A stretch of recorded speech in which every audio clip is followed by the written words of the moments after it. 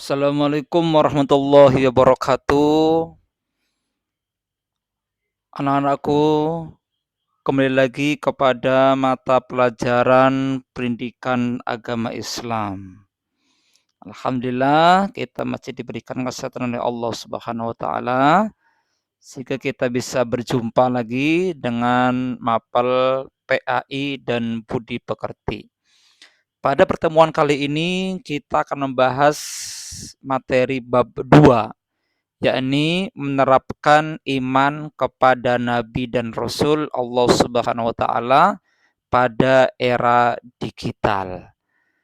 Sebelum melangkah bab 2, kita review kembali bab 1, di mana kita belajar bab 1, yakni perilaku moderat dalam beragama.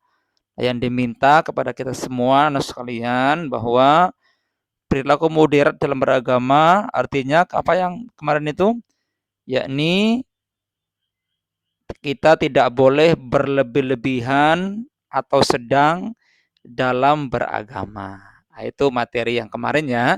Nah, sekarang kita masuk ke bab 2, yakni apa? Menerapkan iman kepada nabi dan rasul Allah Subhanahu wa taala pada era digital. Oke, kita masuk ke materi. Yang pertama, huruf A. Iman kepada Rasul Allah Subhanahu wa taala.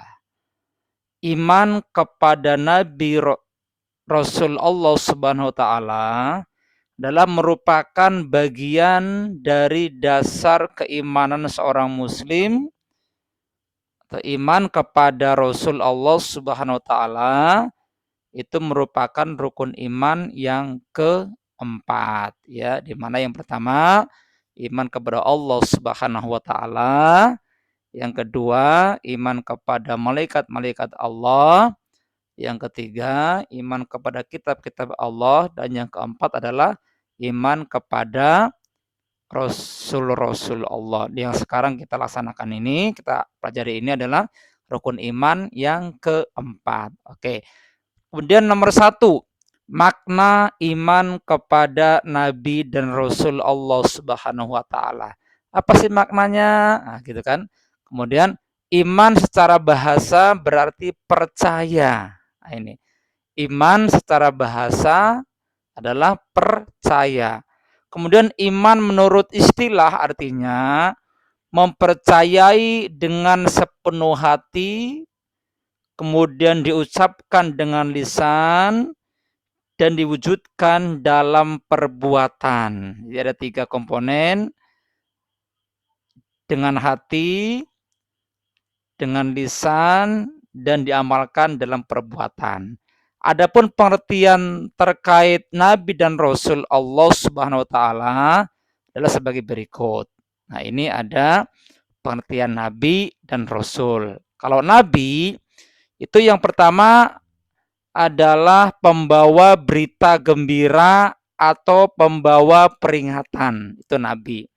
Sementara Rasul adalah utusan Allah Subhanahu wa taala. Oke, yang kedua, dari Nabi adalah seorang laki-laki yang diberi wahyu oleh Allah Subhanahu wa taala, namun tidak diperintahkan untuk menyampaikannya kepada umatnya. Sementara Rasul, pengertian Rasul adalah seorang laki-laki yang diberi wahyu oleh Allah Subhanahu wa taala untuk dirinya sendiri dan diperintahkan untuk menyampaikan kepada umatnya. Nah, ini perbedaannya kalau Nabi dan Rasul seperti itu ya. Kemudian yang berikut jumlah keseluruhan Nabi sebanyak berapa? 124.000 dalam hadis riwayat Ahmad.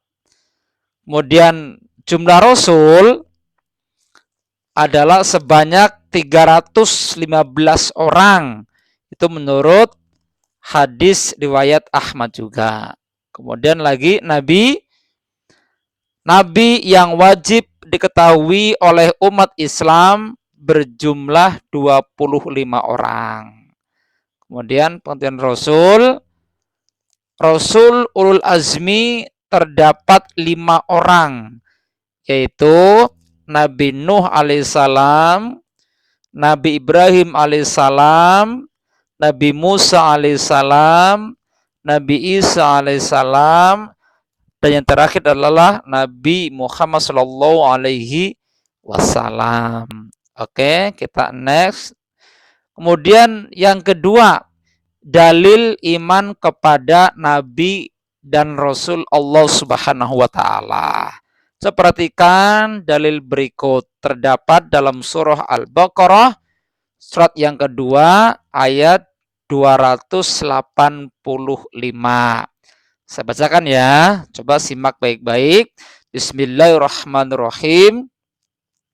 Amanar rasulu bima unzila ilaihi mir rabbihi wal mu'minun. Kullun amana billahi wa malaikatihi wa kutubihi wa rusulihi.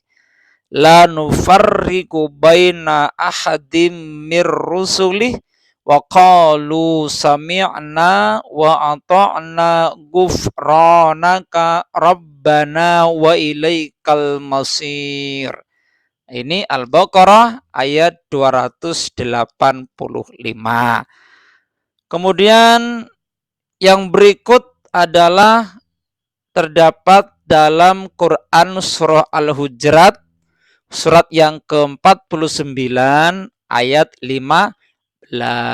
Nah, silakan ya kita baca, disimak. Bismillahirrahmanirrahim.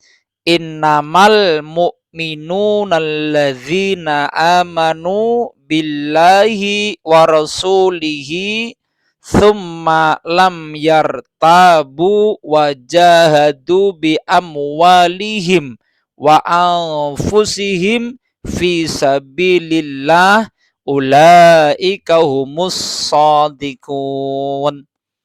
Artinya gimana? Sesungguhnya orang-orang mukmin yang sebenarnya hanyalah mereka yang beriman kepada Allah dan Rasul-Nya. Kemudian mereka tidak ragu-ragu dan mereka berjihad dengan harta dan jiwanya, tentunya di jalan Allah Subhanahu wa taala.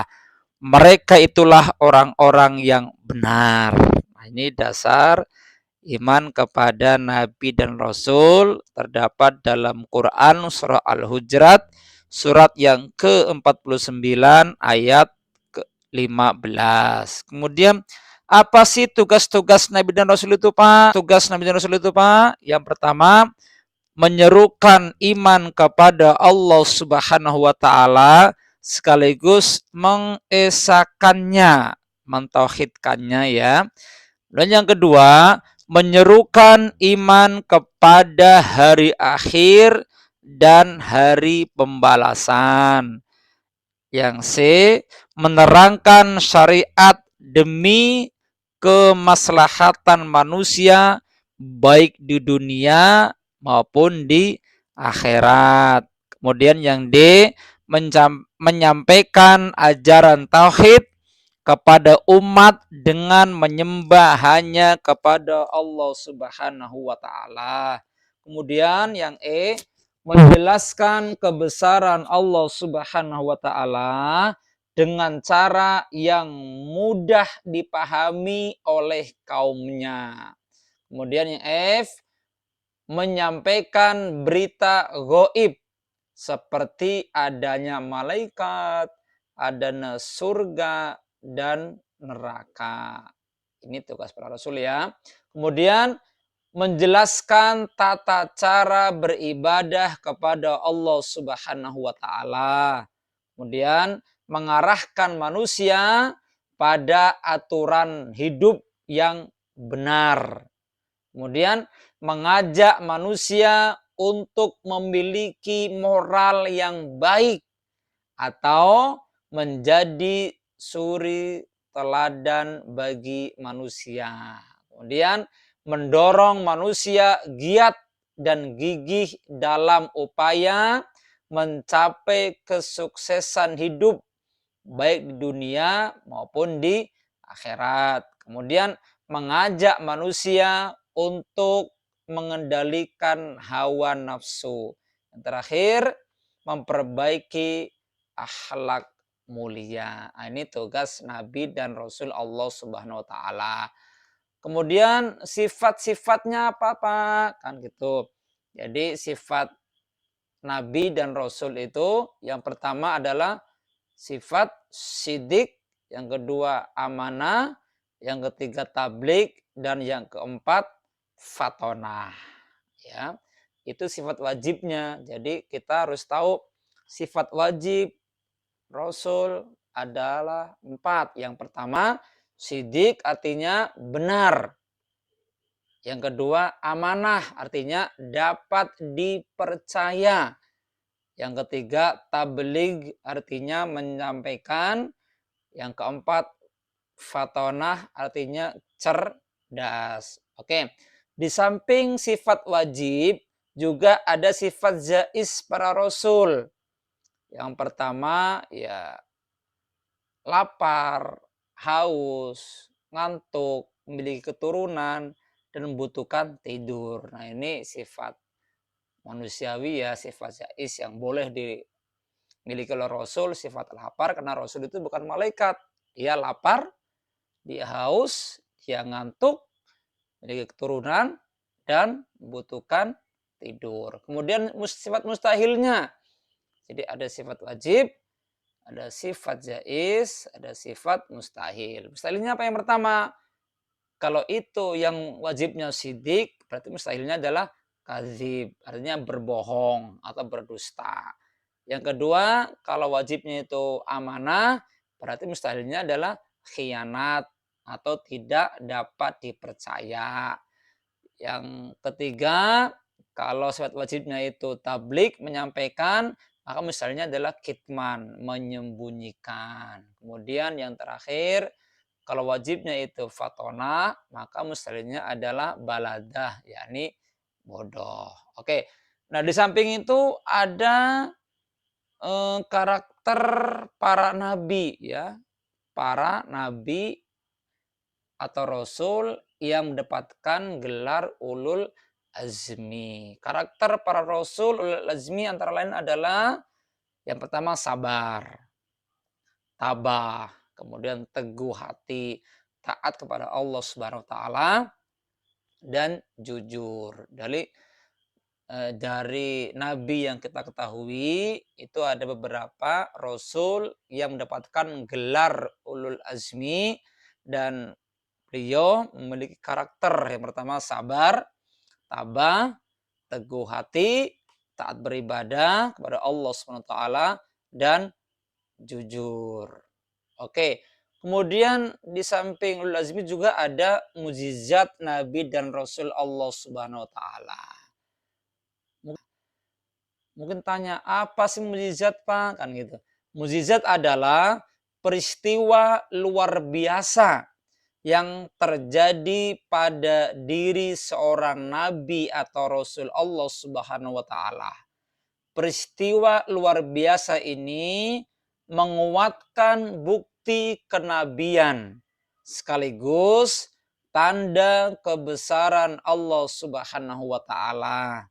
Adapun mukjizat para nabi dan rasul antara lain adalah yang pertama Nabi Nuh alaihissalam. Mukjizatnya apa, Pak?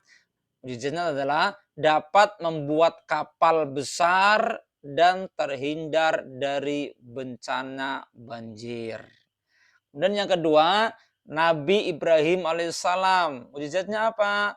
Tidak hangus saat dibakar oleh Raja Namrud. Ya. Yang ketiga adalah Nabi Musa alaihissalam. Mukjizatnya dapat membelah lautan dan lolos dari kejaran pasukan Firaun dan bala tentaranya.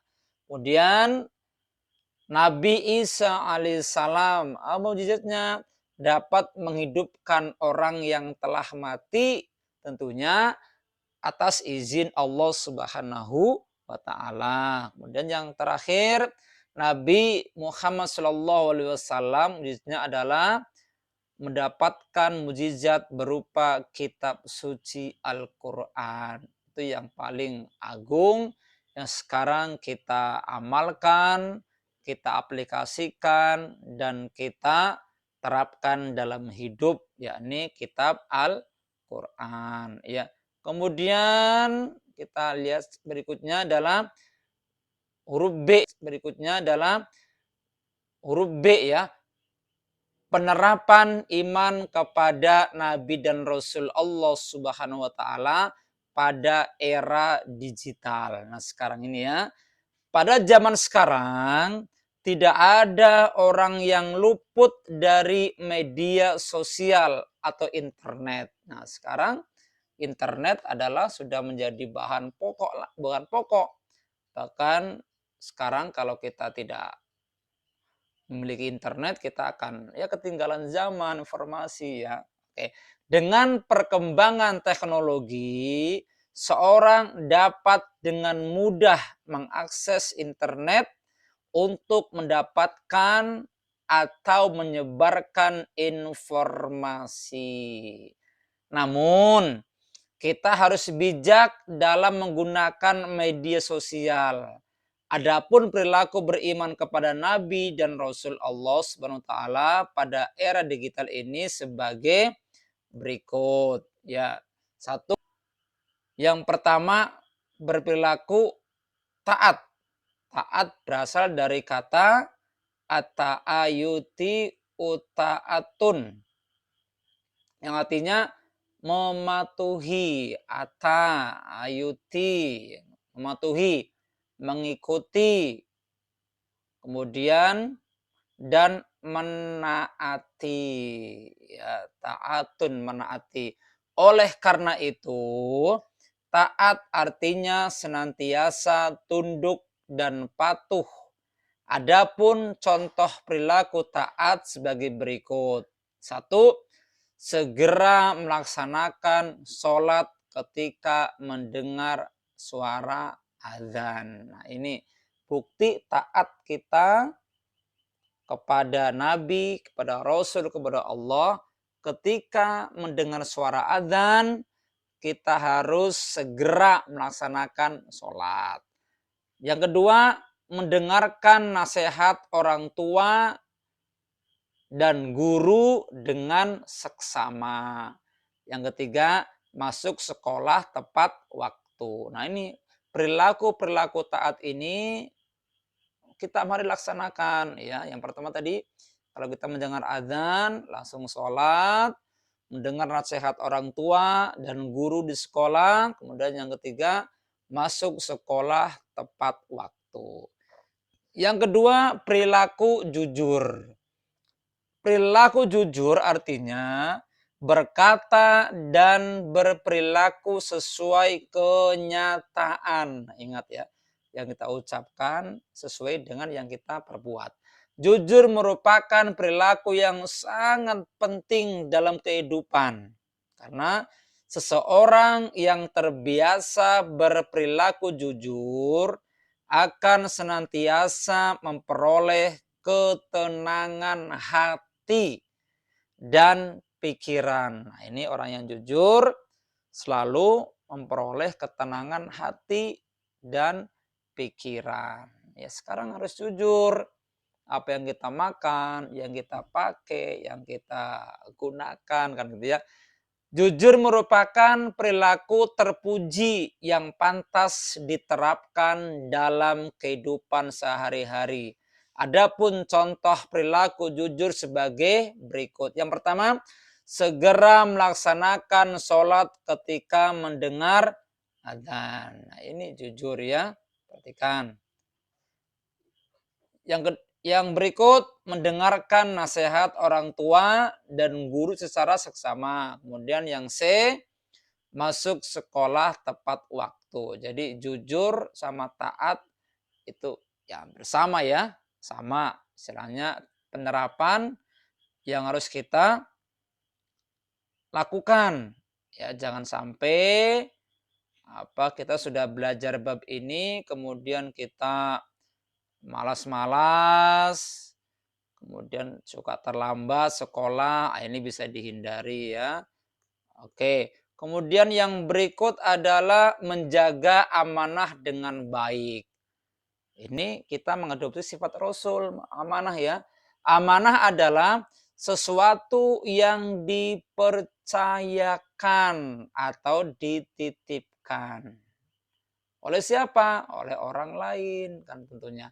Adapun orang yang berperilaku amanah akan berusaha menyampaikan dan menjaga sesuatu yang dititipkan kepadanya. Ingat ya. Adapun contoh perilaku amanah sebagai berikut. Ingat, yang pertama, melaksanakan tugas sekolah dengan penuh rasa tanggung jawab. Nah, ini kalau ada tugas dari Bapak Ibu guru, laksanakan. Jangan mengharap dari teman, menyontek. Nah, ini bukan amanah, sifat amanah ya.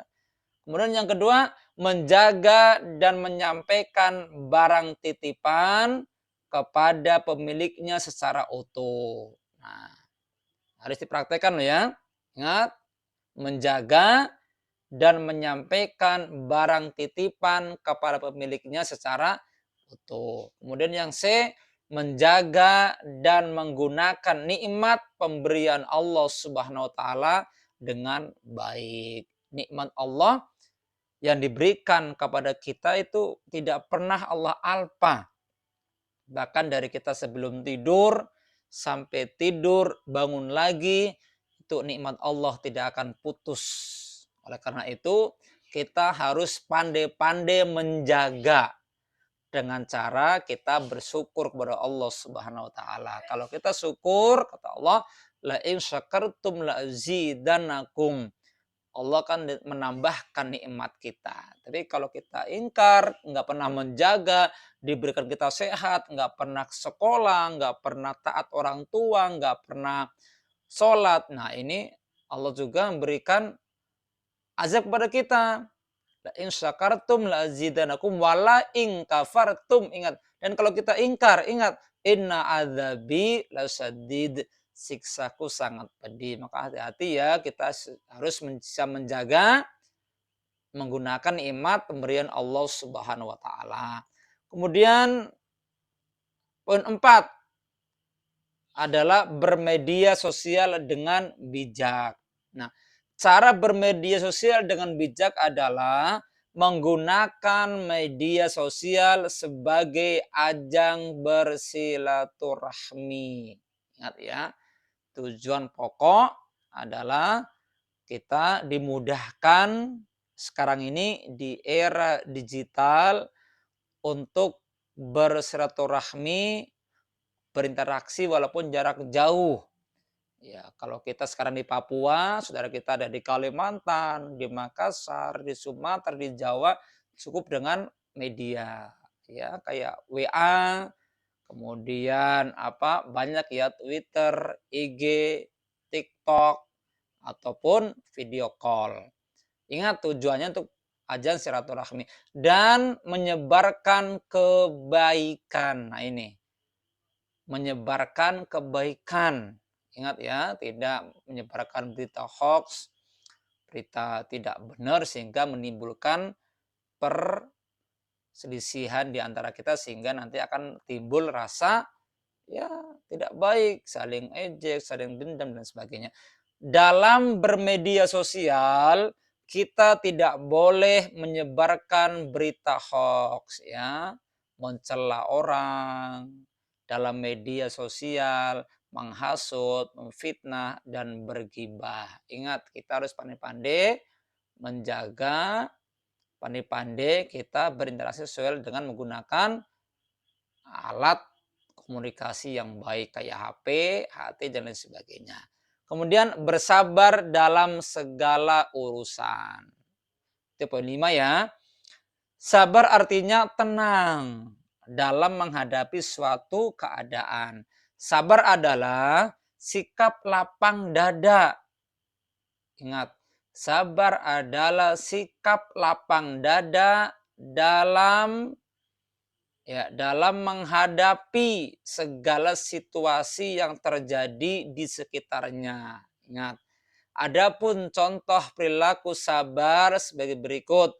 Yang pertama, bersabar ketika diejek orang lain. Nah, sekarang kan ada bullying ya, ada mengejek-ejek, bullying ya. Sekarang ya tergantung kita, kita mau membalas dengan perkataan jelek atau kotor. Nah, sebagai orang yang beriman kepada Rasul, maka kita harus bersabar, nggak usah membalas, maka akan timbul ya nanti perkelahian dan lain sebagainya. Biar aja dia mengolok-olok kita, toh nanti dosanya tanggung sendiri kan gitu. Kemudian yang berikut, bersabar saat mendapatkan cobaan seperti sakit, kemudian dan lain sebagainya. Ya, kita harus bisa bersabar. Kemudian menjaga emosi saat berkomunikasi dengan orang lain. Nah, biasanya kita ini lupa ya, tidak terkontrol emosi kita ketika kita ya diolok-olokin, di ini kita selalu timbul rasa emosi. Nah, sekarang kita sudah mengetahui bab ini, kita harus bisa pandai-pandai bersabar. Ya, demikian perjumpaan kita di materi bab 2 ini. Mudah-mudahan kita semua senantiasa diberikan kesehatan oleh Allah Subhanahu wa taala dan terus untuk menghidupkan sunnah-sunnah Nabi dan Rasul. Harapan kita mudah-mudahan kelak di yaumil qiyamah kita berjumpa dengan Nabi dan Rasul dan mendapatkan syafaat dari beliau. Amin ya rabbal alamin. Demikian. Assalamualaikum warahmatullahi wabarakatuh.